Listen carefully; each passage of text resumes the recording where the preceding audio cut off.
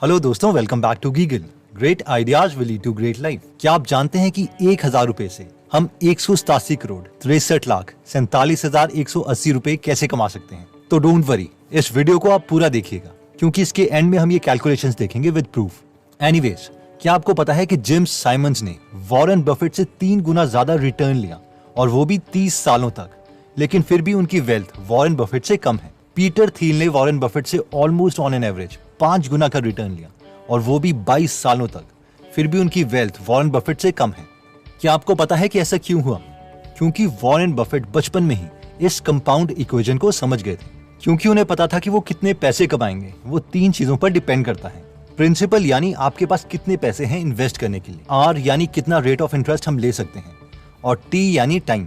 और क्योंकि कम एज में उनके पास पैसे तो थे नहीं, लेकिन उन्होंने ये नहीं बोला कि मैं तो छोटा हूँ, मेरे पास पैसे नहीं है और अभी मैं क्या कर सकता हूँ, बल्कि उन्होंने ये सोचा कि बेशक पैसे ना हो लेकिन टाइम तो बहुत है और रेट ऑफ इंटरेस्ट को मैं अपनी स्किल से बढ़ा सकता हूँ, इसलिए कंपाउंडिंग मेरे लिए काम कर सकती है। वैसे ही हमें भी सोचना चाहिए कि बेशक हमारे पास अभी कम पैसे हैं लेकिन हमारे पास अभी टाइम है जो इस इक्वेशन में अवेलेबल है, और उतना टाइम किसी 40 साल के इंसान के पास नहीं होगा, बेशक वो साल के 1 करोड़ पे ही क्यों ना कमा रहा हो। तो इस वीडियो में हम डिटेल में ये देखेंगे कि हम किसमें और कैसे इन्वेस्ट कर सकते हैं अपने पहले 1000 रुपए को। So let's start my dear brothers and sisters. Okay, तो अब हम इमेजिन करते हैं कि आपके और आपके बेस्ट फ्रेंड के पास 1000 रुपए हैं। आपका बेस्ट फ्रेंड उसे किसी एंजॉयमेंट के लिए खर्च करना चाहता है, नेटफ्लिक्स की सब्सक्रिप्शन, मूवीज एक्सेट्रा, क्योंकि वो बिलीव करता है यार प्रेजेंट में जियो। 1000 रुपए से कौन सी किसी की लाइफ चेंज होने वाली है, फ्यूचर में मेरी अच्छी जॉब लगेगी और उसे पता नहीं कितने 1000 रुपए कमा लूंगा। लेकिन आप थोड़े इंटेलिजेंट हैं, लॉन्ग विजनिस्ट हैं। आपको पता है कि कंपाउंडिंग क्या है। जब इंटरेस्ट के ऊपर इंटरेस्ट मिलता है तो छोटा अमाउंट भी बड़ा हो जाता है। लेकिन इन्वेस्ट कहाँ किया जाए, सवाल तो ये है। लेट्स से आप निफ्टी 50 में 20 साल से 50 साल तक पैसे इन्वेस्ट करने लग जाते हैं, तो 30 साल बाद यानी 50 की उम्र में आपके पास 60 लाख के करीब एक्स्ट्रा कैश होगा, जबकि आपने इन 30 सालों में टोटल अमाउंट सिर्फ 3,60,000 रुपए ही इन्वेस्ट किया है, और वो भी किश्तों में।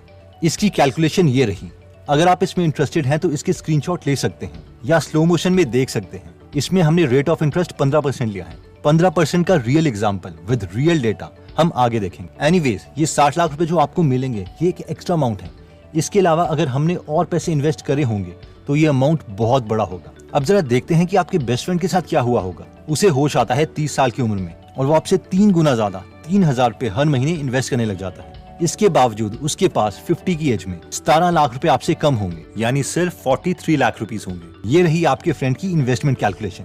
इसे भी आप एक बार देख सकते हैं। अब आप में से जो लोग इम्प्रेस हो गए हैं वो सोच रहे होंगे कि वाओ, ये तो बहुत अच्छे रिटर्न है, लेकिन ये रिटर्न मिलेंगे कहाँ से? तो मैक्सिमम लोगों को पता है कि ये निफ्टी 50 नाम का इंडेक्स फंड है जो हमें ऑन एन एवरेज 15% का रिटर्न दे सकता है। इसके बारे में अगर आपको और जानना है तो इसके ऊपर हमने डिटेल में कोर्स बनाया है जिसका लिंक मैं डिस्क्रिप्शन में दे दूंगा।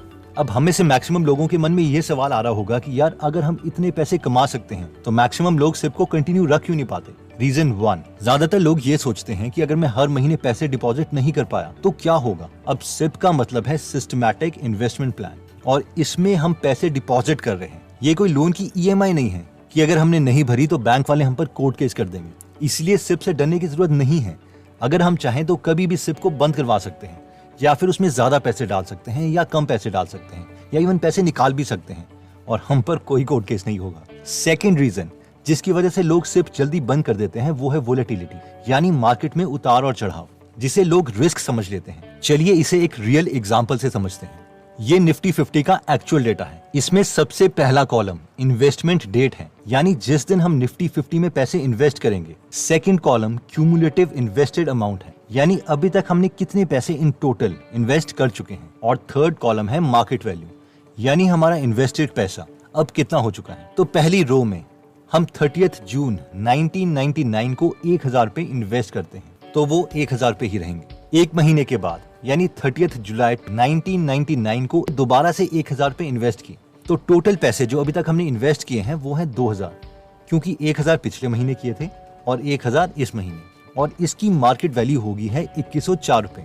इस मूवमेंट में मैक्सिमम लोग खुश हो रहे हैं कि वाओ, हमारे 2000 रुपए 2104 रुपए में कन्वर्ट हो गए, हमारे पैसे बढ़ रहे हैं और 104 रुपए हमने 2 महीने में ही कमा लिए, जिसका मतलब है कि हमने अप्रोक्सीमेटली 5.2% 2 महीने में अर्न किए, यानी साल के 30% के आसपास। हम तो तहलका मचा देंगे, लेकिन रियलिटी में कोई तहलका नहीं मचा है। अभी हम आगे देखते हैं। हमारे इन्वेस्टमेंट के तीसरे महीने तक हम 3,000 रुपए इन्वेस्ट कर चुके हैं और वो बन गए हैं 3287 रुपए। चौथे महीने 4,000 रुपए बन गए हैं 4266 रुपए। यहाँ तक सब ठीक था, लेकिन फिफ्थ महीने अभी तक टोटल इन्वेस्टमेंट हमने की है 5,000 रुपए की, जो बन चुके हैं 4834 रुपए। अब आप बोलेंगे यार ये क्या, मैं तो लॉस में चला गया। अब आपको इस थियरी पर डाउट होने लगेगा।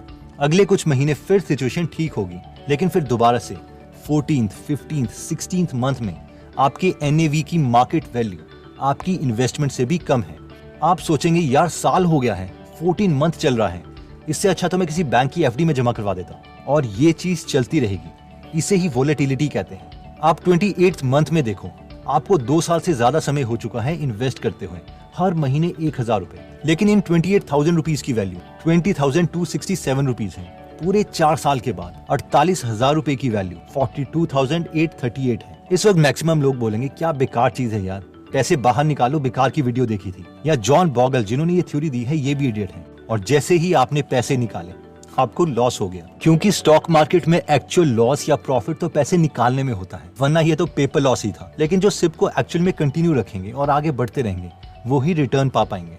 तो 30/10/2007 में जो लोग अभी तक टोटल 1,01,000 रुपए इन्वेस्ट कर चुके हैं, उनके पैसे हो गए हैं 4,12,916 रुपए, जो दोबारा से अब कम या ज्यादा होते रहेंगे।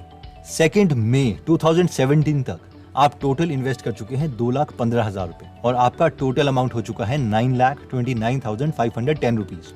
और फाइनली अगर हम आज तक की बात करें, यानी 30 अगस्त 2021 तक, तो अभी तक हम इन्वेस्ट कर चुके हैं 2,67,000 रुपए और आपके NAV की टोटल मार्केट वैल्यू है 18,68,206 रुपए, यानी 18 लाख रुपए।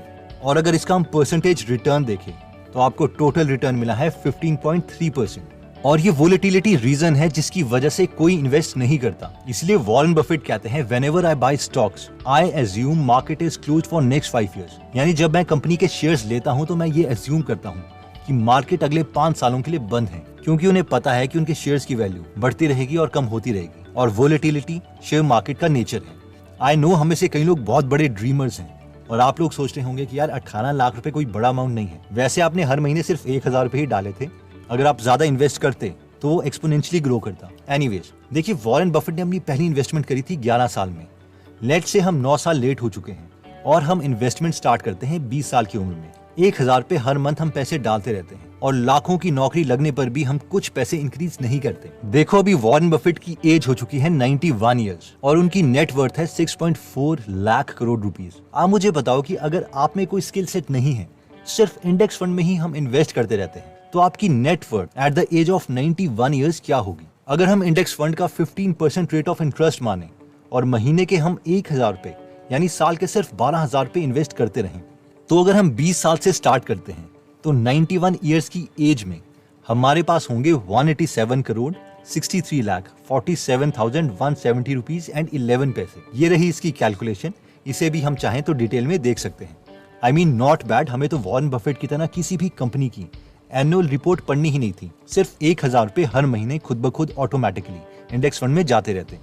हम में से जो लोग सोच रहे हैं कि यार 91 साल तक तो पता नहीं जिएंगे भी या नहीं, फिर क्या फायदा? फिर मुझे ये बताओ कि आप खुद तो अपने को वॉरेन बफेट से कंपेयर कर रहे हो और उनकी एज तक का पेशेंस हमारे पास है नहीं।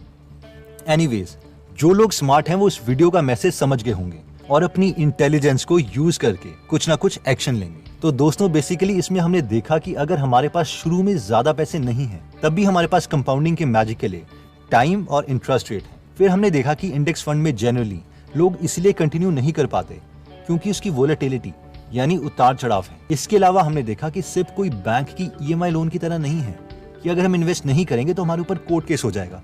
हम जब चाहें इसे बंद कर सकते हैं, ज्यादा पैसे डाल सकते हैं या फिर पैसे निकाल सकते हैं। दोस्तों, अगर आपके घर में कोई भी यंग पर्सन है तो उसके साथ ये वीडियो जरूर शेयर करें ताकि वो भी इन्वेस्टिंग को समझ पाए। इंडेक्स फंड पर जॉन बॉगल ने एक बहुत ही ऑसम बुक लिखी है, the little book on common sense investing, जिसे आप फ्री में पढ़ या सुन सकते हैं गीगल एप्लीकेशन में। गीगल एप्लीकेशन में 150 से ज्यादा नॉलेजेबल बुक समरीज अवेलेबल है। ये ऐप दोनों iOS और एंड्रॉइड में अवेलेबल है। तो अगर आप इस एप्लीकेशन में इंटरेस्ट हैं तो इसका लिंक मैं डिस्क्रिप्शन और फर्स्ट कमेंट में दे दूंगा। एनीवेज दोस्तों, अगर आप ऐसी नॉलेजेबल वीडियोस मिस नहीं करना चाहते तो सब्सक्राइब करने के बाद बेल का बटन दबाना मत भूलिएगा। आप कमेंट करके ये भी बता सकते हैं कि आप नेक्स्ट वीडियो किस टॉपिक पर चाहते हैं जल्दी हम आपसे दोबारा मिलेंगे। जय हिंद।